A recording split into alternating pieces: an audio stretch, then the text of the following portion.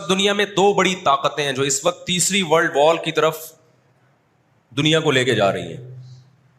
آپ کو پتا ہے پہلی جنگ عظیم میں کتنے لوگ ہلاک ہوئے, دوسری جنگ عظیم میں کتنے لوگ ہلاک ہوئے, اور اب جب تیسری جنگ عظیم ہوگی تو ہلاکتوں کا جو ریشو ہوگا, میں سمجھتا ہوں آدم علیہ السلام کے زمانے سے لے کر اب تک دنیا میں جتنی ہلاکتیں ہوئی ہیں وہ ایک طرف ترازو کے ایک پلڑے میں رکھ دیں آپ, اور یہ تیسری جنگ عظیم جو اسرائیل کی وجہ سے ہونے جا رہی ہے اس میں جو ہلاکتیں ہوں گی وہ تمام ریکارڈ توڑ دیں گی, اور اس کا ذمہ دار برطانیہ, امریکہ اور اسرائیل ہوگا, جو دنیا میں سب سے زیادہ تہذیب کے ٹھیکے دار سمجھے جاتے ہیں. اس لیے میرے سامنے یہ نہ کیا کرو گورے کے اخلاق بہت اچھے ہوتے ہیں, تھینک یو سے بات شروع کرتا ہے, تھینک یو پہ ختم کرتا ہے. یہ ان کا تھینک یو قیامت کے دن ان کو خدا کے عذاب سے نہیں بچائے گا. ہمارا وہ شخص جو گالی سے بات شروع کر کے گالی پہ ختم کرتا ہے, خدا کی قسم ان سے اچھا ہے. وہ دنیا میں وہ ظلم اور بربریت نہیں کرتا جو یہ لوگ کر رہے ہیں. بہت آج نا ایٹیٹیوڈ, ان کے اخلاق, ان کی سڑکیں, ان کے روڈ, او بھائی دنیا کا خون چوس رہے ہیں یہ, اس اخلاق کا کیا کر رہے ہیں آپ نے؟ دنیا میں دو بڑی جنگیں ہو چکی ہیں, ان دونوں بڑی جنگوں میں کہیں بھی کسی مسلمان کا نام بولو نہیں آئے گا, کہیں بھی نہیں آئے گا کہ یہ کسی فلاں مسلم کی وجہ سے ہوئی ہے یہ جنگ. اور اب تیسری جنگ عظیم کی طرح, اور یہ جنگ ہوگی, یہ ذہن میں رکھیں. اور میں آپ کی اطلاع کے لیے عرض کروں, اس وقت اسرائیل امریکہ کا غلام نہیں ہے, خوب سمجھ لیں. امریکہ کی گچی کس نے پکڑی ہوئی ہے؟ اسرائیل نے پکڑی ہوئی ہے. انڈیا, اسرائیل انڈیا کا غلام نہیں ہے, انڈیا کی گچی پکڑی ہوئی ہے کس نے؟ گچی سمجھتے ہو؟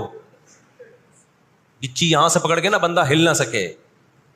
چھوٹا سا ملک ہے, سازشوں کی وجہ سے, طاقت کی وجہ سے نہیں, مکاریوں اور سازشوں کی وجہ سے دنیا کو کنٹرول میں کیا ہوا ہے. سازشیں کسے کہتے ہیں؟ ایک بہت طاقتور آدمی جو آپ کے کنٹرول میں نہ ہو, آپ اس کے کسی راز پہ مطلع ہو جائیں, اسے کسی برائی میں ڈالیں اور خفیہ ویڈیو بنا لیں آپ, اور بولیں جو میں کہہ رہا ہوں کرتا رہے ورنہ یہ ویڈیو لیک کر دوں گا. وہ انتہائی پاورفل آدمی بھی کنٹرول میں کس کے آ جائے گا؟ ایک انتہائی کمزور آدمی کے کنٹرول میں. دیکھو ہم نہ یہودی کے خلاف ہیں, نہ عیسائیوں کے خلاف ہیں, نہ ہندوؤں کے خلاف ہیں, نہ سکھوں کے خلاف ہیں. ہندو, سکھ, عیسائی اور یہودی, ان کے بارے میں ہمارے پاس قرآن کی واضح تعلیمات ہیں. لا اکراہ فی الدین قد تبین الرشد من الغی, دین میں کوئی زبردستی نہیں ہے, کسی شخص کو مذہب کی تبدیلی پر مجبور نہیں کیا جائے گا, کیونکہ اللہ نے سیدھا راستہ اور غلط راستہ 2 اور 2 4 کی طرح بیان کر دیا ہے. جس کا دل چاہے سیدھے راستے پہ چلے, جس کا دل چاہے برے راستے پہ چلے. قرآن نے یہ بھی واضح کر دیا کہ آپ کسی پر زبردستی نہیں کر سکتے, تلوار کی زور سے کسی کو اسلام میں داخل نہیں کر سکتے. اے اللہ ہم نے ان غیر مسلموں سے سلوک کیسا کرنا ہے یہ بھی قرآن نے بیان کر دیا. لا ينهاكم الله عن الذين لم يقاتلوكم في الدين ولم يخرجوكم من دياركم ان تبروهم, 28واں پارہ. جو بھی غیر مسلم ہے, چاہے وہ یہودی ہو, چاہے وہ عیسائی ہو, چاہے وہ ہندو ہو, سکھ ہو, بدھسٹ ہو, اللہ فرماتے ہیں اللہ تمہیں ان سے اچھے سلوک سے منع نہیں کر رہا, بلکہ اچھے سلوک کا اللہ تمہیں حکم دے رہا ہے. ہمارے نبی صلی اللہ علیہ وسلم جب کوئی یہودی بیمار ہوتا اس کی بھی عیادت کے لیے اسی طرح جایا کرتے تھے جیسے کسی مسلمان کی عیادت کے لیے جاتے. ہمارے نبی کی زوجہ ایک یہودی خاندان سے تھیں, وہ اپنے یہودی خاندان کو ہدیے دیا کرتی تھیں. ہمارے نبی صلی اللہ علیہ وسلم نے اس عمل سے انہیں منع نہیں کیا. ہماری دشمنی یہودیوں سے نہیں ہے, عیسائیوں سے نہیں ہے, ہماری دشمنی ان یہودیوں سے ہے جو اسرائیل کو سپورٹ کر رہے ہیں. نبی صلی اللہ علیہ وسلم نے فرمایا تمہاری یہود سے لڑائی ہوگی, جہاد ہوگا, یہاں تک کہ کوئی یہودی اگر پتھر کے پیچھے چھپے گا تو پتھر کہے گا کہ اے مسلمان یہ یہودی ہے, اس کو قتل کر دے, یہ میرے پیچھے چھپا ہوا ہے. ہر درخت بھی گواہی دے گا, ہر پتھر بھی گواہی دے گا, الا الغرقد, سوائے غرقد درخت کے. یہودیوں کا کوئی مقدس درخت ہے جو اسرائیل میں بہت زیادہ لگاتے بھی ہیں یہ لوگ. نبی صلی اللہ علیہ وسلم نے جب یہ بات ارشاد فرمائی تو اس وقت مسلمانوں کی یہودیوں سے ایسی کسی لڑائی کا تصور بھی نہیں تھا. ایک پیش گوئی تھی جو کسی کے خواب و خیال میں بھی نہیں تھا کہ صدیوں بعد جا کے ایسا ہو سکتا ہے. اس سے بھی پتہ چلتا ہے کہ ہمارے نبی صلی اللہ علیہ وسلم کی جو پیش گوئیاں ہیں اگر وہ پوری نہیں ہوئی تو آپ ٹائم کا انتظار کریں, ایک وقت پوری ہو جائیں گی. 1300 سال تک مسلمانوں کو اس حدیث کا مطلب سمجھ میں نہیں آیا. عملی دنیا میں ایمان تو تھا سب کا کہ اللہ کے نبی نے جو فرمایا برحق ہے, کیونکہ یہودیوں سے میں نے بتایا نا لڑائی ہوئی نہیں ہے. جب مدینہ سے اور جزیرہ عرب سے ان کو نکالا گیا, یہ دنیا کے مختلف ملکوں میں جا کے آباد ہو گئے ہیں. اس کے بعد یہ ہمیشہ یا تو عیسائیوں کے زیر سایہ رہے ہیں یا مسلمانوں کے زیر سایہ رہے. ان کی لڑائی اگر ہوئی عیسائیوں سے ہوئی ہے, مسلمانوں سے ان کا کبھی ٹاکرا نہیں ہوا. لیکن پیغمبر صلی اللہ علیہ وسلم نے کیا فرمایا صحابہ سے, تقاتلون, تم لڑو گے. تم سے مراد یہ امت لڑے گی. ایک وقت آنے والا ہے اور ایسی لڑائی ہوگی کہ حتی یختبی احدکم وراء الحجر, کہ پتھر اور درخت بھی یہودی کا ساتھ دینا چھوڑ دیں گے. آج دنیا جن حالات کی طرف جا رہی ہے نا, یہ ایسا لگتا ہے کہ اس حدیث کے پورا ہونے کا ٹائم آ گیا ہے. ہم جب قرآن مجید پڑھتے تھے, اب بھی پڑھتے ہیں, لیکن جب طالب علمی کے دور میں جب سمجھ کے پڑھنا سیکھا ہم نے, تو ہم جگہ جگہ قرآن میں دیکھتے تھے غوربت علیہم الذلہ, اللہ نے ان پر ذلت کو مسلط کر دیا ہے. آپ کو پتا ہے کہ یہود کا لفظ اتنی بڑی گالی دنیا کے لیے بن گیا تھا. ایران میں بہت زیادہ یہودی ہیں, پتہ ہے آپ کو, اسرائیل کے بعد سب سے زیادہ یہودی ایران میں ہیں. لیکن انہوں نے اپنا نام ایران میں یہود نہیں رجسٹرڈ کروایا, کلیمی رجسٹرڈ کروایا ہوا ہے موسیٰ کلیم اللہ کی نسبت سے. کیوں؟ ان کو پتا ہے کہ یہود کا لفظ دنیا میں کیا بن چکا ہے, گالی. شرم آئے گی کسی کو بتاتے ہوئے کہ میں یہودی ہوں, اس لیے ایران میں انہوں نے اپنے آپ کو رجسٹرڈ کس نام سے کروایا ہے, کلیمی کہتے ہیں ان کو. میں مانتا ہوں سارے یہودی ایسے نہیں ہوتے, میں نے پہلے وضاحت کر دی, ہمیں یہودیوں سے دشمنی نہیں ہے, کیونکہ قرآن جہاں یہودیوں کی برائی بیان کرتا ہے وہاں قرآن یہ بھی کہتا ہے لیسوا سواء, سارے ایک جیسے نہیں ہیں. قرآن اعتدال سے بات کرتا ہے, سارے ایک جیسے نہیں ہیں. لیکن جتنا شر اور فساد اس قوم میں ہے, قرآن کہتا ہے کہ اتنا دنیا میں کسی اور قوم میں نہیں ہے. لَتَجِدَنَّ أَشَدَّ النَّاسِ عَدَاوَةً لِلَّذِينَ آمَنُوا الْيَهُودَ, اللہ کہتے ہیں تم مسلمانوں کا سب سے بڑا دشمن, دنیا کی جتنی قومیں ہیں ان میں سب سے بڑا دشمن کس کو پاؤ گے, یہود کو پاؤ گے. اس کے بعد مشرکین کو پاؤ گے, اور اسلام کے سب سے زیادہ قریب تم کس کو پاؤ گے, نصارہ کو, عیسائیوں کو پاؤ گے. تو آپ صلی اللہ علیہ وسلم نے فرمایا کہ تقاتلون الیہود, تمہاری جنگ کس سے ہوگی, یہود سے ہوگی. دجال کس کا سپورٹر ہوگا, بولتے کیوں نہیں, ابھی تو دجال آیا نہیں ہے اور آپ نے بولنا چھوڑ دیا ہے, جب آئے گا تو پھر تو اچھوں کی بولتی بند ہو جائے گی. کس کا سپورٹر ہوگا وہ؟ ہاں, میں عرض کر رہا تھا کہ ہم جب قرآن پڑھتے تھے غوربت علیہم الذلہ, قرآن کہتے ہیں ہم نے ذلت ان کے اوپر دے ماری ہے ان فسادوں کی وجہ سے جو یہ کرتے رہے ہیں دنیا میں, ان فسادات کی وجہ سے. ہم جب پڑھتے تھے ہم کہتے تھے اے اللہ آج تو یہودی ذلیل نہیں ہے, اسرائیل کتنا پاورفل ہے کہ گچی کس کی پکڑی ہوئی ہے اس نے, امریکہ کی. ہندوستان کو گچی سے پکڑا ہوا ہے. تو آج تو بڑی عزت ہے. میں نے اپنے استاد سے یہ سوال پوچھا, انہوں نے بڑا معقول جواب دیا, اور یہ تفسیر کی کتابوں میں بھی لکھا ہے. دیکھیں آپ یہودیوں کی ہسٹری اٹھا کے دیکھیں نا, ہمیشہ کوئی نہ کوئی ایسا ان پر مسلط ہوا ہے جنہوں نے ان کی شرارتوں کا مزہ ان کو دنیا میں چکھایا ہے. قرآن سے بھی یہ بات ثابت ہے کہ ان کو ان کی شرارتوں کا مزہ, عذاب جو ہے وہ دنیا میں ملتا رہے گا. میں بار بار کہتا ہوں ہٹلر نے بھی ان کو عذاب دیا ہے. ہٹلر سے پہلے بھی اسلامی نہیں بلکہ دنیا کی تاریخ میں بہت سے ہٹلر گزر چکے ہیں جنہوں نے ان کی شرارتوں کی ان کو دنیا میں سزا دی ہے. ہم پھر بھی بتائیں ہم ہٹلر کے حامی نہیں ہیں جو ظلم اس نے کیا, لیکن وہ بھی ان کی شرارتوں سے بیزار تھا. قرآن کہہ رہے ہم نے ان پر ذلت کو دے مارا ہے, دنیا میں بہت دفعہ رسوا ہوئے یہ. اب کیا ہے, یہ آخری ذلت ہے یہودیوں کی.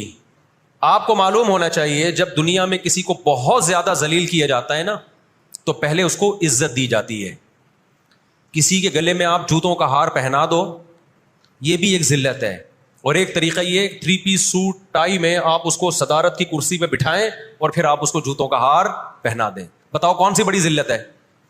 یہ دوسری ذلت پہلی ذلت سے بڑی ہے. پوری دنیا میں مار کھانے کے بعد نا اپنی شرارتوں کی وجہ سے آج اللہ نے ان کو ایک تھوڑی سی حکومت دی ہے.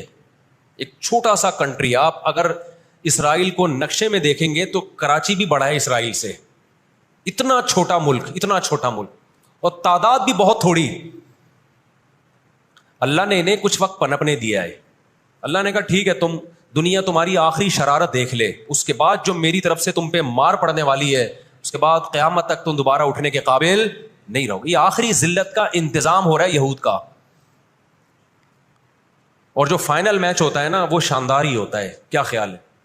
سیمی فائنل میں اتنا لوگ دلچسپی سے نہیں دیکھتے, کوارٹر فائنل میں اتنا دلچسپی سے بولو نہیں دیکھتے جو فائنل میچ دیکھتے ہیں. تو اللہ تعالیٰ ان کو تھوڑا سا پنپنے دے رہے ہیں کہ ٹھیک ہے اس دفعہ سیمی فائنل تم جیت لو, فائنل تک تو پہنچو نا تم, اس کے بعد ہوگا کیا. دیکھو آپ نے سنا ہوگا کہ لاتوں کے بت ہاتھوں سے نہیں مانتے. یہ جو اسرائیل جو کچھ کر رہا ہے نا, اس کا اصل حل مجھے بھی پتا ہے مظاہروں میں نہیں ہے, اس کا اصل حل ہے جہاد. اس کا اصل حل کیا ہے؟ جہاد. تو یہ اب جو دنیا جا رہی ہے نا جس طرف, ہو یہ رہا ہے, میں نے آپ کو قرآن کی آیت پیش کی تھی نا, وَكَذَلِكَ نُوَلِّي بَعْضَ الظَّالِمِينَ بَعْضًا, اللہ کہتے ہیں ہم بعض ظالموں کو بعضوں سے پٹواتے ہیں. تو پہلی جو ابھی تک تو ہم نے نا امیدی کی باتیں کی ہیں, مسلمان ممالک شکست کھا کے بیٹھ چکے ہیں, 3 بڑی جنگوں میں شکست ہو چکی ہے. اس کے بعد اب کسی مسلم کنٹری میں اسرائیل پر چڑھائی کی طاقت نہیں ہے, ان کو پتا ہے پیچھے امریکہ بیٹھا ہوا ہے, پورا یورپ. رشیا نے یوکرائن جیسے اتنے سے کنٹری پہ حملہ کیا, آپ نقشے میں دیکھیں یوکرائن اتنا سا ہے, رشیا کیا ہے, یوں اگر وہ پاؤں بھی رکھ دینا تو کچھ چل دے, لیکن جیت گیا کیا وہ جنگ؟ بولتے کیوں نہیں؟ کیوں؟ یوکرائن اتنا سا ہے مگر اس کے پیچھے کون ہے؟ پورا یورپ ہے, پورا یورپ اس کے پیچھے. یہ جنگ طول پکڑتی جا رہی ہے. رشیا اب تک یوکرائن کو کنٹرول میں نہیں لے سکتا, اور مجھے تو ایسا لگتا ہے, میں کوئی یقینی رپورٹ نہیں ہے, شاید اس جنگ کے پیچھے بھی اسرائیل کی سازش ہو. ان کو پتا تھا کہ ایک ہمارا دشمن ہے سوویت یونین, روس. جب 1956 میں جنگ ہوئی ہے نا, برطانیہ, فرانس اور اسرائیل نے مل کے حملہ کیا تھا مصر پہ, تو دھمکی کس نے دی تھی؟ روس کی دھمکی سے پیچھے ہٹے. روس نے کہا تھا نیوکلیئر اٹیک کروں گا میں, تو پیچھے ہٹ گئے. روس مسلمانوں کی خیر خواہی میں نہیں کر رہا تھا. روس کو یہ تھا کہ جب دنیا کا باپ میں بننا چاہتا ہوں تو تم دنیا کے باپ بننے کی کوشش کیوں کر رہے ہو؟ اگر یہ باپ بن گئے تو اس کو پتا تھا ہماری چودراہٹ ختم ہو جائے گی. تو اللہ ایک ظالم کو دوسرے ظالم سے پٹواتے ہیں. تو آج بھی رشیا, چائنا وہ اسرائیل کے حق میں نہیں ہے. عین ممکن ہے اللہ مظلوموں کی آواز سے ایسے حالات پیدا کر دے کہ اس جنگ میں براہ راست کون کود پڑے؟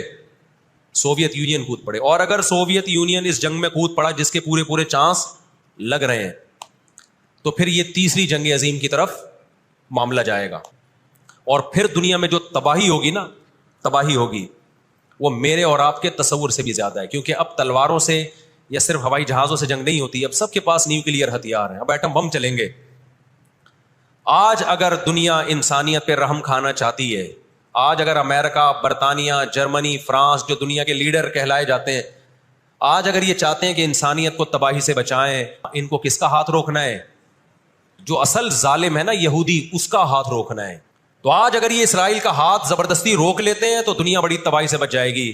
اور اگر یہ دنیا اسرائیل کا ہاتھ نہیں روکتی اور اس جنگ کو بند کرنے کی کوشش نہیں کرتی, تو بھائی جو تیسری جنگ کی طرف معاملات جا رہے ہیں اس کے ذمہ دار یہ لوگ ہوں گے جو دنیا میں تہذیب کے ٹھیکیدار ہیں. یہاں تک بات سمجھ میں آ گئی کہ نہیں آ گئی؟ دوسری بات, ہمیں قرآن و سنت میں اس بارے میں کیا ہدایات ملتی ہیں؟ اللہ کہتا ہے میں نے یہود پہ ذلت کو مسلط کر دیا ہے. اس آیت میں اور اس حدیث میں جو میں نے تقاتلون الیہود والی حدیث پڑھی, اس میں مسلمانوں کے لیے خوشخبری ہے کہ اللہ تعالیٰ نے جیسے بنی اسرائیل انتہائی کمزور تھے, فرعون کا ظلم اور بربریت کا شکار تھے, اللہ سورہ قصص میں کہتے ہیں وَنُرِيدُ أَن نَّمُنَّ عَلَى الَّذِينَ اسْتُضْعِفُوا فِي الْأَرْضِ, ہم نے ارادہ کیا کہ زمین میں کمزور ترین لوگوں کو اٹھا کے زمین کا امام بنا دیں گے, طاقتور پہ غالب کر دیں گے. بہت دفعہ ایسا ہوا ہے, کم من فئۃ قلیلۃ غلبت فئۃ کثیرۃ باذن اللہ. اللہ کہتے ہیں دنیا کے نقشوں میں جو غالب ہوتا ہے, جس کی فتح اسباب کی دنیا میں یقینی ہوتی ہے, میں بہت تھوڑی سی جماعت کو طاقتور بنا کے دنیا کا امام بنا دیتا ہوں. ہمیں اللہ کی رحمت سے اور قرآن اور حدیث کی جو بشارتیں مل رہی ہیں اس سے پوری امید ہے انشاءاللہ یہ اسرائیل کی شکست پہ اور یہودیوں کی ہمیشہ کے لیے شکست پہ اس کا نتیجہ نکلے گا انشاءاللہ. اور نبی صلی اللہ علیہ وسلم کی وہ حدیث پوری ہوگی کہ تمہاری جو بڑی جنگ ہوگی, نبی نے کیا فرمایا, اس امت کی ایک جماعت ہمیشہ جہاد کرتی رہے گی. لا یزال طائفۃ من امتی ظاہرین علی الحق, ہر دور میں لڑائی ہوئی ہے, جہاد ہوا ہے. آپ اس ہسٹری اٹھا کے دیکھ, کہیں نہ کہیں جہاد ہمیشہ ہوتا رہا ہے. تو آج بھی ایسا ہوگا. اور بالآخر یہ معاملات اگر بین الاقوامی دنیا نے کنٹرول نہیں کیے تو نبی صلی اللہ علیہ وسلم کی پیش گوئیاں انشاءاللہ بہت جلد پوری ہونے والی ہیں. اور یہ جو ان کو عزت ملی ہے نا, یہ اصل میں بہت بڑی ذلت کی تمہید ہے. جب کسی کی بہت بڑی بےزتی کرنی ہوتی ہے تو اس کو پہلے بہت زیادہ عزت دینی پڑتی ہے. 18ویں صدی کے شروع میں, 17ویں صدی کے اینڈ میں, سن 1900 کی بات کر رہا ہوں میں, 1901 1902 کی, اس سے بھی کچھ ٹائم پہلے, یہ دنیا میں بکھرے ہوئے تھے. دنیا میں کسی کو ان سے دشمنی نہیں, لیکن دنیا میں جہاں بھی گئے کبھی ایسا نہیں ہوا کہ انہوں نے سازشیں ترک نہ کی ہوں. ہٹلر جو تھا نا دوسری جنگ عظیم میں تو جرمنی گیا ہوں نا, میں نے وہ قبرستان بھی دکھایا تھا یہودیوں کا. ہٹلر نے یہودیوں پہ بہت زیادہ ظلم کیا, جو بالکل غلط کیا. ہم اس ظلم کو کبھی بھی حوصلہ افزائی نہیں کرتے. دیگوں میں اٹھا کے زندہ ڈال دیا کرتا تھا. ہم اس عمل میں ہٹلر کی بالکل بھی حوصلہ افزائی نہیں کرتے, اس عمل کو اپریشیٹ نہیں کرتے. لیکن اس نے ایک تاریخی الفاظ کہے تھے, اسے پتا تھا دنیا مجھے برا کہے گی بعد میں, کہ لاکھوں یہودی مار دیے میں نے. اس نے کہا میں چاہتا تھا سب کو قتل کر دیتا, ایک بھی زندہ نہ چھوڑتا, لیکن کچھ میں زندہ چھوڑ کے جا رہا ہوں,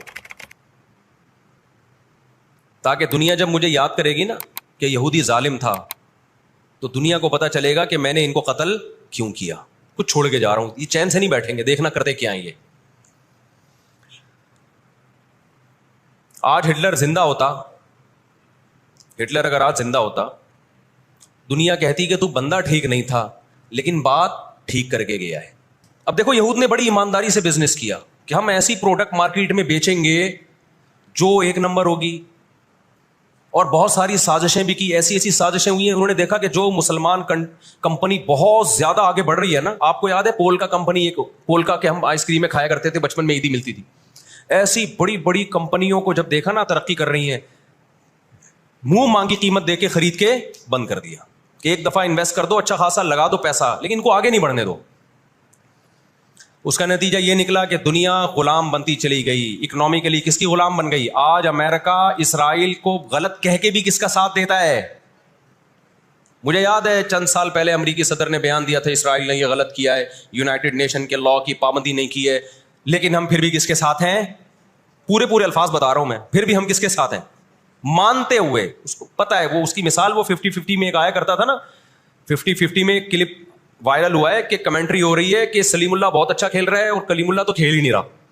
اب لوگ جو کمنٹری کرنے والا ہے اس سے کہہ رہے ہیں بھائی یا تو کھیل ہی نہیں رہا, وہ جو تماشائی تھے وہ چھوڑ کے جانے لگے تو غلط کمنٹری کر رہا ہے. اس نے کہا تم جہنم میں چلے جاؤ لیکن کھیل یہی صحیح رہا ہے, بھلے تم جاؤ. وہ انہوں نے کہا ہم گھر جا رہے ہیں, انہوں نے کہا تم گھر نہیں, تم جہنم میں جاؤ, لیکن یہی سلیم اللہ بہترین کھیل رہا ہے. پھر دکھایا کہ پیچھے بندوق رکھی ہوئی ہے کسی نے. تو اس وقت امریکہ کو گچی سے کس نے پکڑا ہوا ہے؟ طاقت امریکہ کے پاس زیادہ ہے, سازشیں کس کے پاس زیادہ ہیں؟ اسرائیل کے پاس ہے. معیشت پہ ایسا قبضہ کیا ہوا ہے, گچی سے پکڑا ہوا ہے کہ ہلنا نہیں. 2 سازشیں انہوں نے کی ہیں. نمبر 1, تجارت اپنے کنٹرول میں لو. قرآن کہتا ہے وَأَخْذِهِمُ الرِّبَا وَقَدْ نُهُوا عَنْهُ, اللہ نے ان پر سود لینے پر پابندی لگائی تھی. انہوں نے دنیا کو سود کے نظام میں لپیٹ دیا. پوری دنیا کی دولت مرتکز ہو کے کس کے پاس آنے لگی؟ یہودیوں کے پاس. مذہبی ریاست بنائی جا رہی ہے. اس کی مثال ایسے ہے جیسے ہم مسجد بنا رہے ہیں اور بندوق ہاتھ میں لے کے لوگوں کو ڈکیتیاں کر کے پیسہ لاؤ, جتنا پیسہ بنے گا, جتنا پیسہ اکٹھا ہوگا ہم اس سے کیا بنائیں گے؟ مسجد بنائیں گے. تو اس سے صاف پتہ چل جائے گا بھائی تیرا مقصد مسجد بنانا نہیں ہے, مسجد کے نام پہ منجن بیچنا ہے. سمجھ میں آ رہی ہے بات کہ نہیں آ رہی؟ لیبل مسجد کا لگ رہا ہے اس کے پیچھے, کیونکہ جو مسجد جو بنانا چاہتا ہے وہ کبھی بھی حرام پیسے سے مسجد نہیں بنائے گا. تورات میں آج تک سود کی حرمت موجود ہے, اور قرآن نے بیان کیا کہ ان کو ہم نے سود لینے سے منع کیا, لیکن انہوں نے سود لینا شروع کر دیا. بڑے بڑے بینک آج کس کے پاس ہیں؟ ان کے تانے بانے سارے کس سے جا کے ملتے ہیں؟ یہودیوں سے. بیٹھے بیٹھے پیسہ جمع کرنا شروع کیا.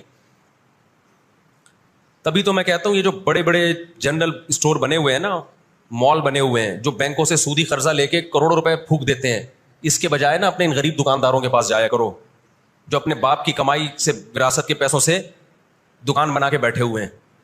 یہ جو سودی نظام ہے نا, سودی نظام, اس سے دنیا کی دولت مرتکز ہو کے چند ہاتھوں میں جاتی ہے, پھر وہ چند ہاتھ ہی آپ کے باپ بن کے بیٹھتے ہیں دنیا میں. جب سے یہ بڑے بڑے اسٹورز بننا شروع ہوئے ہیں, مال بننا شروع ہوئے ہیں, یہ چھوٹے موٹے دکانداروں کی جو حلال کی آمدن تھی, ان کی جو بینکوں سے قرضے نہیں تھے, جو دادے پردادے سے محنت کر کے آ رہے تھے اور اب اتنا جمع کیا کہ ایک دکان بنا لیں, وہ سارے ایک طرف رہ گئے. اور ایک سرمایہ دار اٹھتا ہے بینکوں سے اربوں روپے کا قرضہ لے کے ایک بہت بڑی بلڈنگ بنا دیتا ہے اور بیٹھ کے نوٹ چھاپتا ہے. وہ یہ کون سا ان کی خون پسینے کی کمائی ہوتی ہے؟ تو اس عذاب میں دنیا کو کس نے دھکیلا؟ سودی نظام میں. بولو, یہودی نے دھکیلا ہے. ان کے شاطر دماغ نے کام کیا کہ پوری دنیا کی معیشت کس کے کنٹرول میں لے کر آؤ؟ اپنے کنٹرول میں. آج اگر حاجی, ہم یہاں سے حج کرنے جاتے ہیں نا, میں نے ایک دفعہ سعودی عرب میں کسی سے پوچھا کہ یہودیوں کو یہ کھٹکتا نہیں ہے, اتنے لاکھ لوگ آ رہے ہیں, 40 لاکھ 50 لاکھ لوگ حج کر کے جا رہے ہیں, ان کو کھٹکتا نہیں ہوگا اتنی اللہ نے مسلمانوں کو عزت دی؟ انہوں نے کہا ان کو نہیں کھٹکتا, یہ چاہتے ہیں کہ 40 لاکھ کے بجائے 80 لاکھ لوگ حج کیا کریں. وجہ اس کی ہے کہ وہاں سارا مال ان کی کمپنیوں کا بکتا ہے. میں سمجھا پا رہا ہوں اپنی بات؟ ساری پروڈکٹ کس کی بکتی ہیں؟ منجن انہی کا بک رہا ہے وہاں بھی. تو چاہتے ہیں 40 لاکھ کے بجائے کتنے لاکھ حج کیا کریں؟ 80 لاکھ حج کیا کریں. اللہ میاں نے حج کا جہاں تذکرہ کیا نا, وہاں تجارت کا بھی تذکرہ کیا ہے. لیس علیکم جناح ان تبتغوا فضلا من ربکم. مسلمان جب حج کرنے جاتے تھے تو تجارت بھی کرتے تھے, کیونکہ پوری دنیا سے مسلمان آ رہے ہیں. ایک ملک میں ایک چیز سستی ہے, دوسرے ملک میں وہ مہنگی ہے, تو اس ملک والا یہ سستی چیز لے گیا, یہ والا یہ سستی چیز لے گیا, دونوں پارٹیوں کو پیسہ مل رہا ہے, حج بھی ہو رہا ہے, پیسہ بھی مل رہا ہے. صحابہ کو خیال آیا کہ یہ تو ہم حج کرنے جا رہے ہیں, اس میں ہم بزنس بھی اگر کرتے ہیں تو ہمارے تو حج کا اجر ضائع ہو جائے گا. اللہ نے فرمایا نا نا نا نا نا, اگر تم حج کے ساتھ تجارت بھی کرو گے, تجارت کا فائدہ بھی ملے گا اور حج کا بھی پورا پورا ثواب ملے گا تمہیں. کیوں؟ اللہ چاہتے تھے کہ حج کے ذریعے معیشت بھی مسلمانوں کی مضبوط ہو. اللہ تھوڑی مسلمانوں کو کمزور دیکھنا چاہتے ہیں. آج حج مسلمان کر رہا ہے, گناہ بھی معاف کروا کے آ رہا ہے, فائدہ کس کو ہو رہا ہے؟ یہودی کو ہو رہا ہے. میں نے وہاں سعودی عرب میں کسی بڑے سے پوچھا, میں نے کہا یار آپ مسلمانوں کی پروڈکٹ یہاں کیوں نہیں بیچتے؟ انہوں نے کہا ایک دفعہ ہم نے پاکستان سے مرغی منگوائی تھی, چکن پاکستان سے منگوائی تھی تاکہ بلا شک و شبہ حلال ہو, ان سب کو پتا ہو کہ حلال ہے. ایک دفعہ بھیجی, اس کے بعد 2 نمبر ہی کی ان لوگوں نے, تو سعودیہ نے بین کر دیا. آپ کے جتنے مسالے ہیں نا, میں نام نہیں لے رہا کمپنیوں کے, ایک ایک کا نام لے کے بتاتا. میں ابھی مسقط ایک ہفتہ رہا ہوں, میں نے وہاں دبا کے بد پرہیزی کی ہے. لڈو بھی کھائے, مٹھائیاں بھی کھائیں, بریانیاں بھی پھوڑی, ایک دفعہ پیٹ خراب نہیں ہوا. جرمنی گیا, پھوڑ پھاڑ کے آیا, پیٹ خراب نہیں ہوا. سعودی عرب گیا, پھوڑ پھاڑ کے آیا, پیٹ خراب نہیں ہوا. یہاں آیا ہوں, کھچڑی کھا کے پیٹ خراب ہو جاتا ہے. پتہ نہیں کیا کھلا رہے ہیں یار ہمیں. مسقط میں نے پوچھا یار یہاں پیٹ نہیں خراب ہو رہا؟ انہوں نے کہا یہاں آپ کے مسالوں پر پابندی ہے, پاکستان سے مسالوں پر یہاں کیا ہے؟ پابندی ہے, اس لیے پیٹ خراب نہیں ہو رہا. جرمنی میں مجھے وہاں لوگوں نے بتایا کہ جرمنی میں پاکستانی مسالوں پر کیا ہے؟ پابندی ہے, اس لیے پیٹ خراب نہیں ہو رہا. جہاں پاکستان سے مسالہ جائے گا لوگوں کے پیٹوں کی ایسی کی تیسی کر دے گا وہ. یہ ہے بزنس, سمجھ رہے ہو؟ پھر کچھ مسالے آ رہے ہیں وہاں پہ, لیکن ان میں وہ ٹیسٹ نہیں ہے جو یہاں ہے. وجہ کیا ہے کہ یہاں جو کیمیکل ڈل رہا ہے نا ٹیسٹ کے لیے, وہ کیمیکل کے بغیر جا رہے ہیں, پھر وہ ایکسپورٹ ہو رہے ہیں, اس لیے اس میں وہ ٹیسٹ نہیں, لیکن صحت نہیں خراب کر رہے. یہاں فوکس کیا جا رہا ہے ٹیسٹ کو, صحت گئی تیل لینے, اور آپ اور میں کھا رہے ہیں الحمدللہ, آتے ہی پیٹ خراب ہو گیا. خیر, آج یہودی کیا کہتے ہیں کہ بیت المقدس ہمارا ہے, ہمارے پیغمبر موسیٰ علیہ السلام, ابراہیم علیہ السلام, یعقوب علیہ السلام, اسحاق علیہ السلام, یہ تو سارے ہمارے پیغمبر ہیں, یہ سارے ہمارے پیغمبر ہیں, تو یہ ہمارا قبلہ ہے. یہ قرآن کیا کہتا ہے؟ آپ سورہ بنی اسرائیل اٹھائیں. وَقَضَيْنَا إِلَىٰ بَنِي إِسْرَائِيلَ فِي الْكِتَابِ لَتُفْسِدُنَّ فِي الْأَرْضِ مَرَّتَيْنِ وَلَتَعْلُنَّ عُلُوًّا كَبِيرًا فَإِذَا جَاءَ وَعْدُ أُولَاهُمَا بَعَثْنَا عَلَيْكُمْ عِبَادًا لَنَا أُولِي بَأْسٍ شَدِيدٍ فَجَاسُوا خِلَالَ الدِّيَارِ وَكَانَ وَعْدًا مَسْئُولًا ثُمَّ رَدَدْنَا لَكُمُ الْكَرَّةَ عَلَيْهِمْ وَأَمْدَدْنَاكُمْ بِأَمْوَالٍ وَبَنِينَ وَجَعَلْنَاكُمْ أَكْثَرَ نَفِيرًا إِنْ أَحْسَنْتُمْ أَحْسَنْتُمْ لِأَنفُسِكُمْ وَإِنْ أَسَأْتُمْ فَلَهَا فَإِذَا جَاءَ وَعْدُ الْآخِرَةِ لِيَسُوءُوا وُجُوهَكُمْ وَلِيَدْخُلُوا الْمَسْجِدَ كَمَا دَخَلُوهُ أَوَّلَ مَرَّةٍ وَلِيُتَبِّرُوا مَا عَلَوْا تَتْبِيرًا.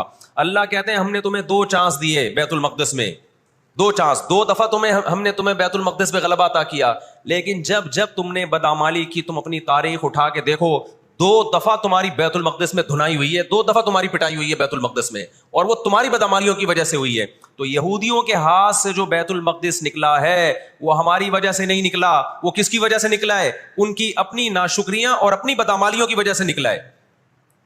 اللہ نے پھر عیسائیوں کو غلبہ عطا کیا بیت المقدس پہ. دنیا میں 3 مسجدیں ایسی ہیں جو اللہ کی نظر میں بہت مقدس ہیں, اور ان پر حکومت کرنے کا حق, کنٹرول کرنے کا حق اسی کو ہے جو اللہ کے دین برحق کو ماننے والے ہیں. یہ اسلام کی روشنی میں, ایک مسجد حرام, ایک مسجد نبوی, اور تیسری مسجد اقصی. یہ اسلام کی روشنی میں. اور دنیا کے قوانین کی روشنی میں بھی دیکھا جائے, ہو سکتا ہے یہودی کہ میں اسلام کو نہیں مانتا, امریکہ کہے میں اسلام کو نہیں مانتا, آپ نہ مانیں اسلام کو, لیکن آپ ریاستوں کے حقوق کے تو قائل ہیں نا. 18ویں 19ویں صدی کے آخر میں دنیا میں جن جن ممالک کی لکیریں کھنچ چکی تھیں, پوری دنیا کا معاہدہ ہے, پوری دنیا کے ایگریمنٹ ہے کہ جس ریاست کو ہم نے تسلیم کر لیا ہم اس کے خلاف مسلح لڑائی, بولو نا, نہیں لڑ سکتے. مجھے ایک بات بتاؤ, آج اگر برطانیہ اٹھ کے پاکستان پہ حملہ کرتا ہے, دنیا کس کو برا بھلا کہے گی؟ بولو نا, کیا ہو گیا؟ برطانیہ کو کہے گی نا. اگر وہ کہے کہ میں یہاں پہلے حکومت کر کے گیا ہوں, یہودی کہتے ہیں نا ہم نے بیت المقدس پہ حکومت کی ہے لہذا ہمارا حق ہے. بھائی حکومت تو برٹش نے بھی کی ہے پورے بر صغیر پر, لیکن آج کیا برطانیہ کو اجازت دی جائے گی کہ چونکہ آپ پہلے ہندوستان پہ حکومت کر کے گئے ہیں لہذا آپ دوبارہ بھی اٹیک کر سکتے ہیں؟ کیا دنیا کے کسی قانون میں اس کی اجازت دی جا سکتی ہے؟ یہی کہا جائے گا بھائی ونس اپون اے ٹائم, اب جب ایک کنٹری بن گیا ہے اور آپ نے اس کو ایز اے کنٹری تسلیم کر لیا ہے, دنیا نے تسلیم کر لیا ہے, اب اس کی لکیریں کھنچ چکی ہیں, اب اس سے 1 انچ بھی دنیا میں کسی کنٹری کو اس سے آگے بڑھنے کی اجازت نہیں ہوگی تو یہ بین الاقوامی لا اور بین الاقوامی قانون کی روشنی میں جرم سمجھا جائے گا. یہودیوں پر ان کی بدعمالیوں کی وجہ سے قرآن کیا کہتا ہے؟ غربت علیہم الذلہ, انہوں نے پیغمبروں کو قتل کیا, انہوں نے موسیٰ علیہ السلام کو صرف ستایا نہیں, بے انتہا ستایا, اتنے سارے معجزے دیکھنے کے باوجود. انہوں نے عیسیٰ ابن مریم کو اللہ کا بیٹا کہا, عیسیٰ ابن مریم کو معاذ اللہ ولد الزنا کہا, حالانکہ ان کی اپنی کتابوں میں آج تک عیسیٰ ابن مریم کی گواہی, ان کے نبوت کے علامات موجود ہیں. آپ کو پتہ ہے یہودی مدینہ میں کیوں آباد ہوئے؟ آخری نبی کے انتظار کے لیے, ورنہ مدینہ اور یہودیوں کا آپس میں کوئی لنک بنتا نہیں ہے. یہ لوگ جایا کرتے تھے سفر کر کے, راستے میں مدینہ کا نخلستان تھا. تاریخ کی کتابوں میں لکھا ہے کہ انہوں نے دیکھا کہ آخری نبی محمد صلی اللہ علیہ وسلم جس علاقے میں آئیں گے, نبوت کا اعلان کریں گے, وہ اس تمام علامات اس علاقے میں پائی جاتی ہیں. لیکن نبی صلی اللہ علیہ وسلم کے دنیا میں آنے کے بعد جیسے انہوں نے اپنی کتابوں میں عیسیٰ ابن مریم کا تذکرہ ہونے کے باوجود ان کا انکار کیا حسد اور جیلیسی کی وجہ سے, اسی طرح انہوں نے محمد صلی اللہ علیہ وسلم کی نبوت کا انکار کیا. قرآن کہتا ہے اس کی بیس بھی کیا تھی؟ حسد اور جیلیسی. دیکھو اللہ کا قاعدہ ہے کہ دنیا میں جو حد سے زیادہ آگے نکلنے کی کوشش کرتا ہے نا, اپنی اوقات سے زیادہ, حق علی اللہ الا یرتفع شیء الا وضعہ. نبی صلی اللہ علیہ وسلم نے فرمایا اللہ نے اپنے اوپر یہ بات لازم کر لی ہے کہ جو چیز بھی حد سے آگے نکلے گی اللہ اس کو زمین پہ گرا دے گا. آج بھی آپ نے دیکھا ہوگا نا, بہت سے لوگ ہر وقت میں کرتے کرتے تکبر سے دماغ خراب ہونے لگتا ہے. اللہ کی قدرت حرکت میں آتی اور اللہ ایک ہی دفعہ میں نیچے پٹکتے ہیں اس کو. نبی صلی اللہ علیہ وسلم نے فرمایا اللہ تعالیٰ کہتے ہیں الکبریاء ردائی, تکبر میری چادر ہے, جو مجھ سے اس چادر میں شرکت کی اور الجھنے کی کوشش